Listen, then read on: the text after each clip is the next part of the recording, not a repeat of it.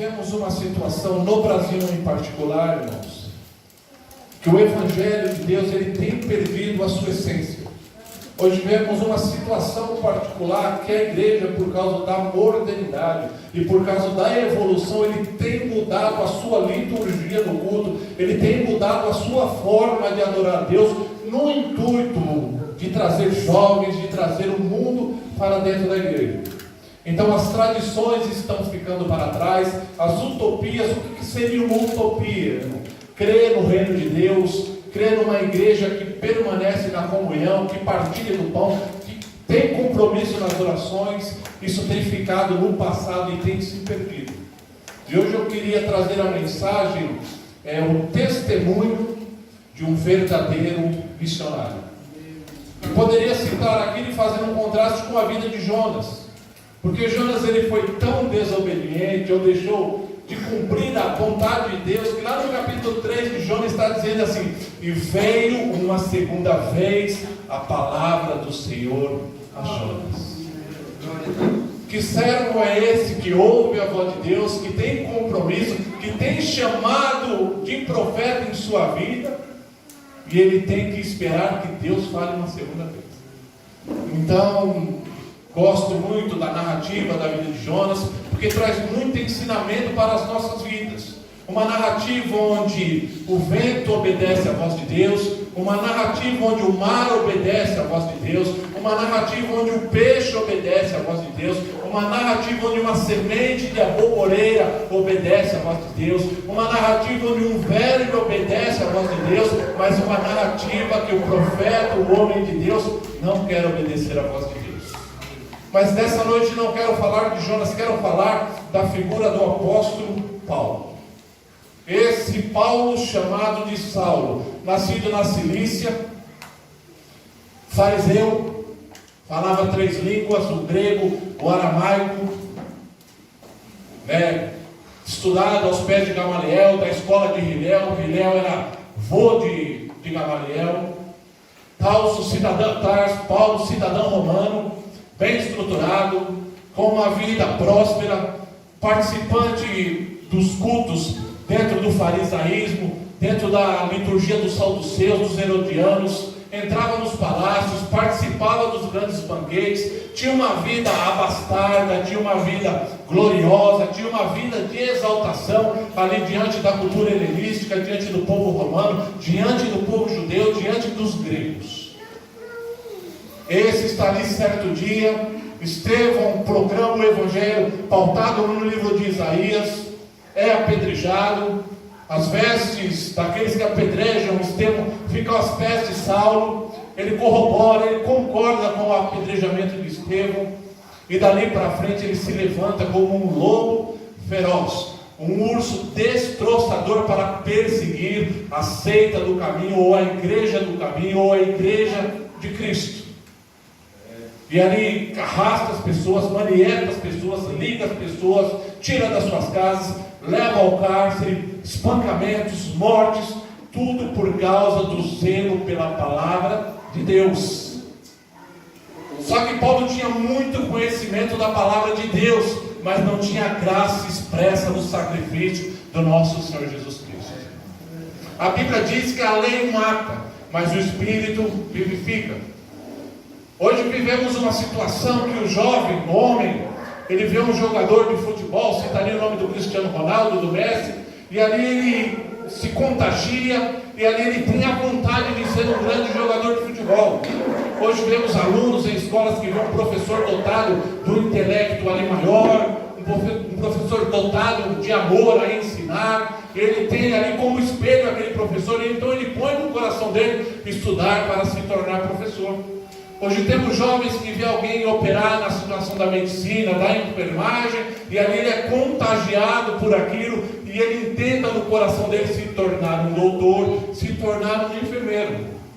Mas hoje, infelizmente, nós cristãos, nós crentes, não temos contagiado o povo lá de fora com o nosso testemunho de vida aí fora. E quando eu ministro, irmãos, não ministro só para a igreja em particular aqui, mas para todos os crentes, para todos os servos de Deus. Porque aquele que está bem aos pés de Deus, aquele que está bem prosseguindo na vontade de Deus, não se preocupe, porque a mão de Deus está sobre a sua vida e tudo vai dar certo. Mas aquele que está na situação de Jonas, fora da vontade de Deus, fora dos propósitos de Deus, fora do chamado de Deus, esse vai ser um causador de tempestade na vida dele e na vida daquelas pessoas que o rodeiam. E Paulo é diferente, porque Paulo, onde ele chega, ele contagia. Paulo, onde ele chega, ele muda a história, não porque ele era, mas porque ele hoje representava. E esse mesmo Paulo, no caminho de Damasco, com cartas para perseguir, ele tem um encontro com alguém em particular. Que alguém é esse? Jesus Cristo de Nazaré. Esse se manifesta, esse se revela a ele através de um esplendor de luz. Ele cai do cavalo, escamas sobem aos seus olhos, ele é levado até a rua direita, a casa de Judas, e ali está. Até Deus levantar o profeta Ananias e mandar o profeta até lá. O profeta em si olha para a situação, tenta recusar a ordem de Deus. Senhor, mas como irei lá? Este homem é perseguidor, lobo voraz, se levantou contra a igreja, se levantou contra o povo, tem prendido, tem açoitado. E Deus diz assim: vá, porque esse é um vaso escolhido para que padeça por amor do meu nome. Hoje vivemos uma situação em particular no Brasil, onde os grandes nomes do Evangelho são pessoas que, quando saem para fazer missões, ficam em hotéis 5 estrelas, aviões, passagens de primeira classe, recebem para pregar, recebem para ministrar. E Paulo se põe no contraste de tudo isso, ao ponto de tecer tendas para prover o seu próprio sustento, para não pesar a igreja e nem o povo de Deus. Mas muitas vezes o apóstolo Paulo, ele fica triste, e Deus fala: tende bom ânimo. Deus era tão maravilhoso na vida de Paulo, que o texto que foi lido aqui pelo nosso irmão, em Atos 18, momentos antes, ele vai na casa de Crispo, ministra o evangelho, e toda a família se converte, e ali é fundada uma igreja.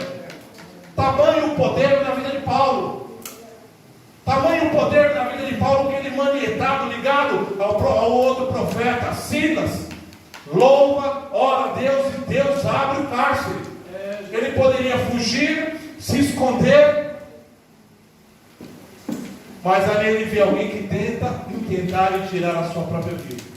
O testemunho na vida de Paulo era tão forte e tão gostoso, que todo mundo que chegava perto dele se contagiava e recebia o Salvador em sua vida.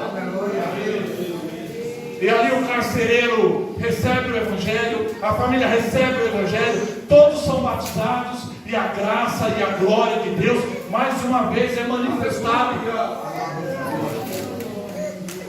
E nós, como crentes, a igreja que no passado o cego voltava a ver, a igreja que no passado o coxo tinha suas pernas endireitadas, a igreja que no passado os cadeirantes voltavam a andar, hoje deixou de realizar sinais e prodígios diante de Deus. Por quê, meus amados? Por falta de compromisso com a verdade, com a palavra de Deus. Certa vez Luther King Jr. disse: quer pregar a verdade? Quer falar a verdade? Este pastor, prepare-se para colher uma centena de inimigos. Hoje é triste, irmãos, você conhecer a Bíblia, e a Bíblia diz assim: se tem alguém enfermo dentro das igrejas, leve na presença dos presbíteros, estes imporão as mãos e estes serão curados. Primeiro, o doente não crê. Segundo, a família do doente não crê, porque não traz. E terceiro, o presbítero não crê. E me incluo nisso, porque deixamos de acreditar na glória manifestada do Espírito Santo de Deus. E Paulo não, Paulo vivia, acordava, andava, dormia, era preso, mas a glória era manifesta. E hoje todo mundo quer ser missionário. Hoje todo mundo quer fazer missão. A missão que Deus tinha para realizar no Brasil já foi realizada. Todos conhecem a figura de Cristo, mas decidiram virar as costas para Cristo. Todos conhecem o que a igreja prega, o que a igreja fala. Você quer seja no Pernambuco, no Ceará, na Bahia, em todo o Nordeste, em todo o Centro-Oeste, no Sul, no Sudeste, todos conhecem a figura de Cristo. Mas o coração das pessoas está tão endurecido. E elas, quando olham para o crente hoje, diz que o crente é fofoqueiro, diz que o crente é caloteiro, diz que o crente é contendeiro, por causa do mau testemunho de muitos crentes.